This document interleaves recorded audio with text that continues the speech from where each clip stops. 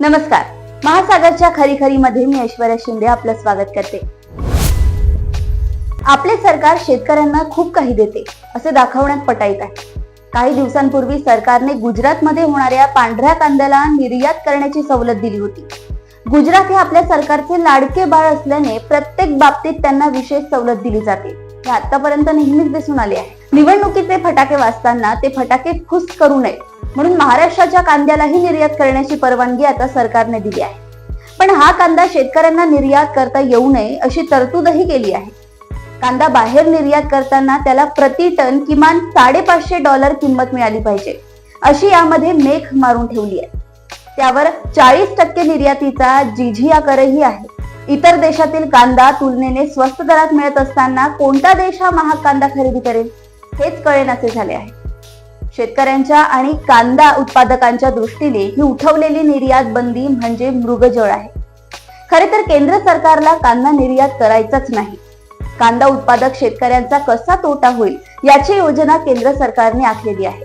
त्यामुळेच निर्यातीसाठी वेगवेगळ्या प्रकारची बंधने घालून कांदा उत्पादक शेतकऱ्यांचे चांगलेच वांदे करून ठेवलेले आहे. कांदा निर्यात झाला नाही तर तो जनतेला स्वस्त भावात मिळेल असे या मागचे मूळ कारण आहे. कारण काही वर्षांपूर्वी कांद्याच्या महाग दरामुळे भारतीय जनता पक्षाला दिल्लीची सत्ता गमवावी लागली होती.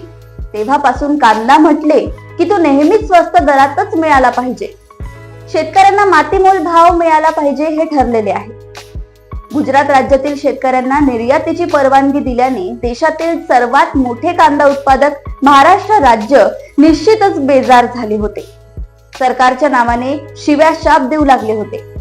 आपल्या सरकारला शेतकऱ्यांची अशी काही चिंता आहे की शेतकरी जे जे उत्पादित करणार त्याचा फायदा शेतकऱ्यांच्या पदरी पडणारच नाही. राज्यातील हा कांदा शेतकरी नेहमीच तोट्यात राहील अशी तजवीज नेहमीच करण्यात येते. उत्पादन जास्त झाले तर भाव कमी आणि उत्पादन फार कमी झाल्याने थोडे भाव वाढले की संबंधित शेतमालाची आयात करणे हा गेल्या कित्येक वर्षाचा पायंडा आहे. सरकार कोणाचेही असले तरी शेतकऱ्यांचे सरकार आहे असे म्हणायचे आणि मोठ्या खुबीने शेतकऱ्याचा गळा कापायचा.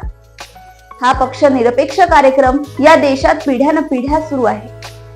आपले सरकार मोठ्या धडाक्यात किमान आधारभूत किंमत ठरवित असते.